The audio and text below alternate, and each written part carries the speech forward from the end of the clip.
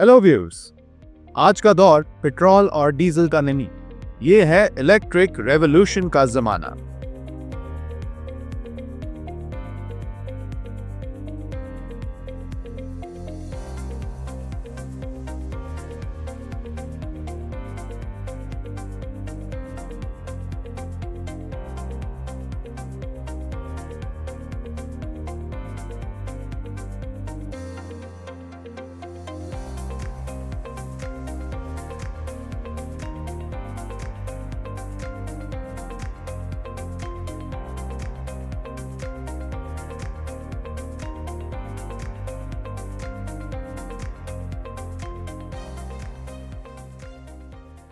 जहां गाड़ी चलती है बिजली से और फ्यूचर बन रहा है साइलेंस, स्पीड और सस्टेनेबिलिटी के नाम।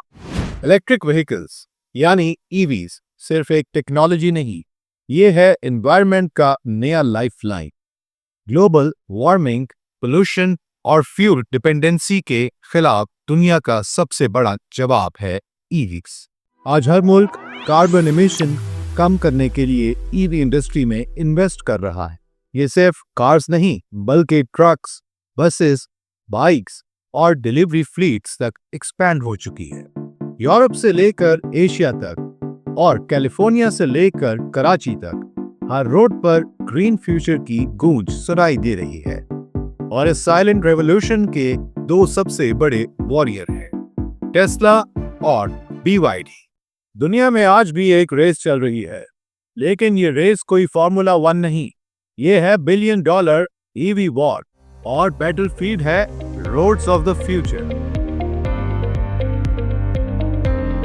एक तरफ है अमेरिका का फ्यूचरिस्टिक जीनियस टेस्ला, जो 2003 में बना था, और दूसरी तरफ है चाइना का साइलेंट बीस्ट BYD को लिमिटेड, जो 1995 में शुरू हुआ। टेस्ला के को फाउंडर हैं एलॉन मस्क, इंसान जो मार्स का सपना देखता है और रोबो टैक्सी को रियलिटी बना रहा है। 2004 तक टेस्ला ने कमाए तकरीबन $97.7 बिलियन।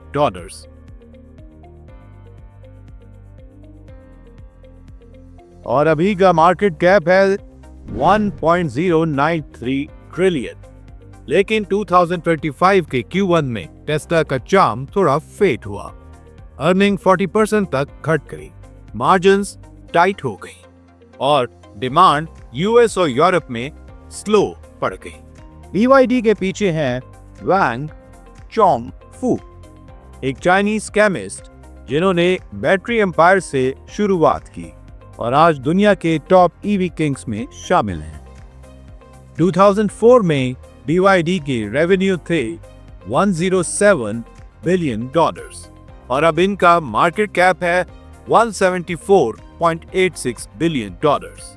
जरूर छोटी है टेस्ला से, लेकिन ईवी बैटलफील्ड पर BYD ने सबको चोक कर दिया। Q1 2025 में 1 मिलियन से ज्यादा ईवीज बेच चुका है।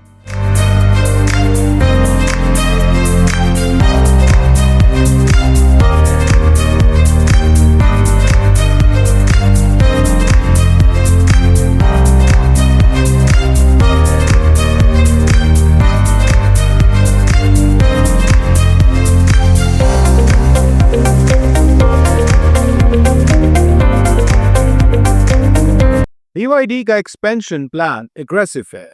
एशिया, लैटिन अमेरिका और यूरोप में फैक्ट्रीज, शोरूम्स और डील्स का सुनामी चला दिया है।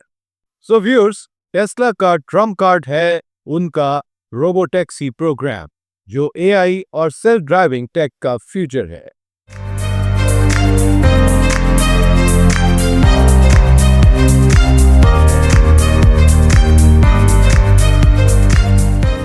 इस ऑप्टिमिज्म की वजह से ही टेस्ला के $1 ट्रिलियन क्राउन अभी तक उसके सर पर है।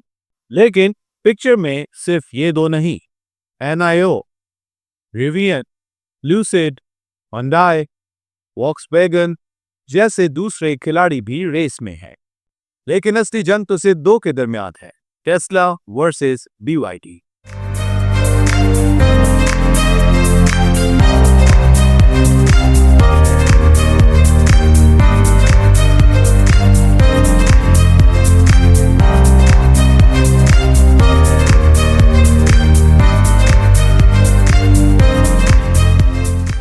पाकिस्तान भी दुनिया के साथ साथ ईवी रेवोल्यूशन की तरफ बढ़ रहा है।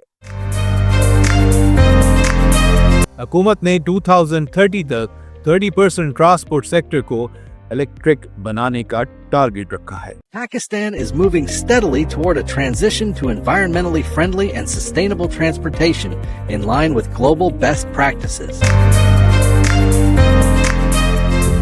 The Special Investment Facilitation Council, the Power Division, and the National Energy Conservation Authority is spearheading the formulation of the National Electric Vehicle (EV) policy. The first milestone, EV charging infrastructure regulations have been launched by the Prime Minister after federal cabinet approval. Introduces a 44% reduction in electricity tariffs for EV charging stations.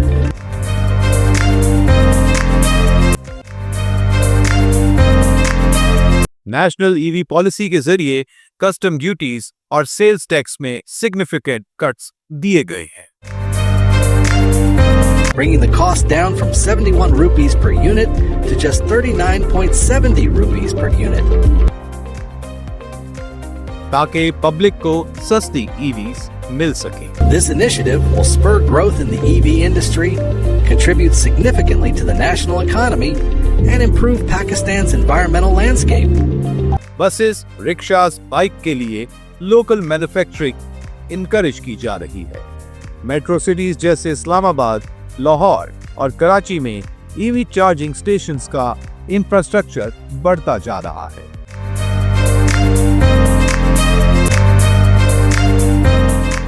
Private companies जैसे MG, Audi, Regal Motors और स्काईवेल पाकिस्तान में अपनी EVs launch कर चुकी हैं, लेकिन असली challenge है लोगों में अवेयरनेस लाना, चार्जिंग नेटवर्क को सस्टेनेबल बनाना और ग्रिड कैपेसिटी को अपग्रेड करना।